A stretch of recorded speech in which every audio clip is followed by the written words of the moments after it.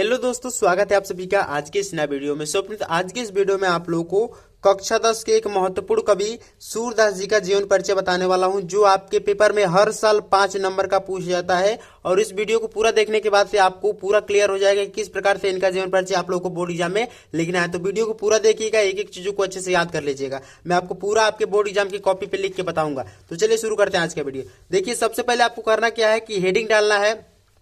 और वो हेडिंग किस प्रकार से डालना है, तो जिस भी क्वेश्चन में पूछा जाए, जैसे कि मान लीजिए कि प्रश्न नंबर 5वां में पूछा गया जीवन परिचय सूरदास जी का लिखने के लिए। वैसे तो 4 ऑप्शन देखते हैं, लेकिन सूरदास जी का लिखना हो तो आप किस प्रकार से लिखेंगे, तो हेडिंग डालेंगे सबसे पहले प्रश्नोत्तर संख्या 5 या प्रश्नोत्तर संख्या 4, मतलब कि जिस भी प्रश्न में पूछा जाए वो डाल देंगे। एंड उसके बाद से यदि सूरदास जी का लिख रहे हैं तो हेडिंग क्या डालेंगे, सूरदास जी का जीवन परिचय। ये आपके लिए मोस्ट इंपॉर्टेंट है। और जब सूरदास जी का जीवन परिचय हेडिंग हो जाए तब आपको एक और हेडिंग डालना है संक्षिप्त परिचय का।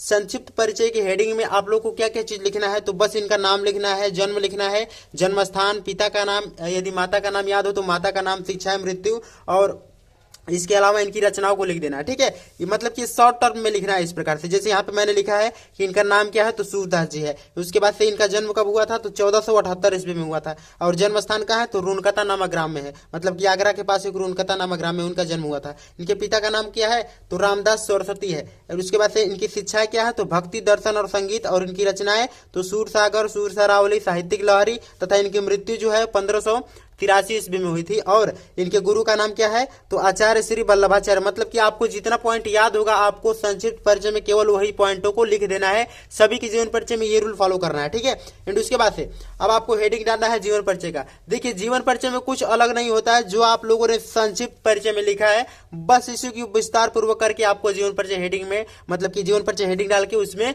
लिख देना है। जैसे कि मैंने यहाँ पे लिखा है कि इनका जन्म कब हुआ था, तो 1478 ईस्वी में हुआ था। एंड उसके बाद यहाँ पे देखिए जीवन परिचय मैंने क्या लिखा है कि सूरदास हिंदी साहित्य के महान भक्त कवि थे और इनका जन्म लगभग 1478 ईस्वी में माना जाता है। मतलब कि एग्जैक्ट पता नहीं है, वैसे 1478 ईस्वी में माना जाता है। एंड उसके बाद से देखिए इनके जन्म स्थान को लेकर अभी मतभेद है। मतलब कि इनके जन्म स्थान का भी अभी सही से पता नहीं है, परंतु माना जाता है कि इनका जन्म जो हुआ था वो रुनकता नामक ग्राम में, मतलब कि आगरा के पास हुआ था। अब देखिए यहाँ पे आप लोगों ने 2 चीजों को नोटिस किया होगा। इनका जो जन्म मैंने लिखा है 1478, इसको मैंने काली पेन से लिखा है। काली पेन से हाईलाइट करके लिखना, मतलब कि जो मेन पॉइंट है इसको आपको हाईलाइट कर देना है। उसके बाद से जन्म स्थान को भी मैंने हाईलाइट कर देना है। और यदि हाईलाइट नहीं कर पा रहे हैं तो आप उसे इन्वर्टेड कामा में बंद कर दीजिएगा, जिस प्रकार से मैंने ये बंद किया है किनारे से। ठीक है, इस प्रकार से आप कर दीजिएगा। एंड उसके बाद से यहाँ पे देखिए कि सूरदास जी बचपन से नेत्रहीन थे। इनके पिता का नाम यहाँ पे देखिए, इनके पिता का नाम क्या था। अब देखिए इनके पिता का नाम रामदास सरस्वती था। मतलब कि देखिए इसमें भी क्या किया मैंने कि इस चीज को हाईलाइट, यदि काली पेन से नहीं लिख पा रहे हैं तो आप लोग क्या कर दीजिए कि बस उसे इन्वर्टेड कामा बंद करके हाईलाइट कर दीजिए। मतलब कि इतना दिखे कि हाँ ये मेन पॉइंट है, इनके पिता का नाम या इनके माता का नाम लिखा गया है। एंड उसके बाद से इनके माता का नाम जमुना देवी था। मतलब कि माना जाता है इनके माता का नाम क्या है, जमुना देवी है। एंड उसके बाद यहाँ पे देखिए सूरदास जी संगीत और कविता में निपुण थे।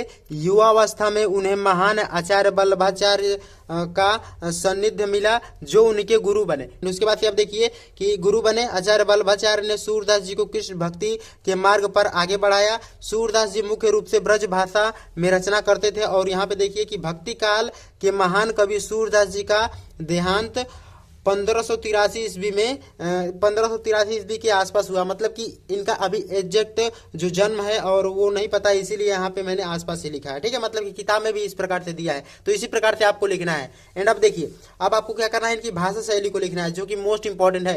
अब कोई बहुत लोग पूछेंगे कि इनकी साहित्यिक परिचय लिखना इंपॉर्टेंट है या नहीं। तो देखिए क्लास 10th वाले जितने भी भाई हैं उनको साहित्यिक परिचय लिखना जरूरी नहीं है। मतलब कि वो नहीं लिखेंगे तो भी उनका काम चल जाएगा। बस आपको इनका जीवन परिचय लिखना है और इनकी भाषा शैली और इनकी रचना तो आपके में पूछा जाता है। मतलब कि 1-2 रचनाओं को इनका उल्लेख कीजिए। वैसे तो ये 2 ही रचना पूछा जाता है, मतलब कि 2-3 आ रहा है तो आप 2-3 लिख सकते हैं। एंड उसके बाद देखिए भाषा शैली में आपको क्या लिखना है कि सूरदास जी ने अपनी रचनाओं में सरल, मधुर और लोकप्रिय ब्रज भाषा का प्रयोग किया है। और उनके अनेक भाषा जैसी सरल व भावपूर्ण भाषा, संवाद शैली चित्रात्मक, लयात्मक और सूरदास जी की भाषा संगीतात्मक, लयपूर्ण था। सूरदास जी ने वात्सल्य और श्रृंगार रस का कोमल चित्रण मिलता है। मतलब कि इनकी रचनाओं में वात्सल्य और श्रृंगार रस का जो कोमल चित्रता है वो मिलती है। ठीक है, तो बस इनके भाषा शैली में इतना लिख देना है। इतना न लिखने के बाद से आप केवल 2 ही लाइन लिख सकते हैं कि इन्होंने ब्रज भाषा का प्रयोग किया था और उनकी शैली जो थी वो चित्रात्मक थी और लयलात्मक शैली थी। बस इतना ही लिख सकते हैं। ठीक है। तो इनके भाषा शैली में आप लोगों को केवल इतना लिख देना है। एंड लास्ट वाला जो पॉइंट है आपके एग्जाम के पॉइंट ऑफ व्यू से मोस्ट इंपॉर्टेंट है, और वो है इनकी कृतियां। आपको यदि 2 कृतियां याद है तो आप 2 ही लिख दीजिए, लेकिन 2 से हो सके तो एक्स्ट्रा कृतियां लिखने का प्रयास कीजिए, कम से कम 2-3 कृतियां उनकी लिख दीजिए। जैसे यहाँ पे मैंने लिखा है कि इनकी कृतियां तो निम्नलिखित है, तो देखिए इसमें क्या लिखना है आपको, सूरसागर, सूरसरावली, साहित्यिक लहरी, फिर नल दमयंती, फिर भलिनी संबंधी पद और विनय पत्रिका, इनकी प्रमुख क्या है, कृतियां हैं। बस आपको इतना ही लिखना है। और ये पता है कितने नंबर का है, तो ये 5 नंबर का। और मैं पूरी गारंटी देता हूं कि आप इस प्रकार से अपने एग्जाम में लिख देते हैं तो आपका 1 नंबर भी नहीं कटेगा, यदि इस पैटर्न को फॉलो करके इनके पूरे जीवन परिचय को लिखते हैं। इनके क्या, यदि किसी भी कवि और लेखक का जीवन परिचय लिखते हैं इस प्रकार से तो 1 नंबर नहीं कटेगा आप लोग का। ठीक है, तो यही था सूरदास जी का जीवन परिचय लिखने का तरीका। इसी पैटर्न को फॉलो करके आप लोग बस अपने बोर्ड एग्जाम में लिखिएगा। आई होप कि आज का पूरा वीडियो आप लोगों ने समझ लिया होगा। यदि कोई भी किसी प्रकार का डाउट हो तो आप मुझसे कमेंट में पूछ सकते हैं, और चैनल को सब्सक्राइब कर लीजिएगा। ऐसे वीडियो आपको डेली इस यूट्यूब चैनल पे देखने को मिलते हैं। तो मिलते हैं नेक्स्ट वीडियो में, तब तक के लिए धन्यवाद। जय हिंद, बाय बाय।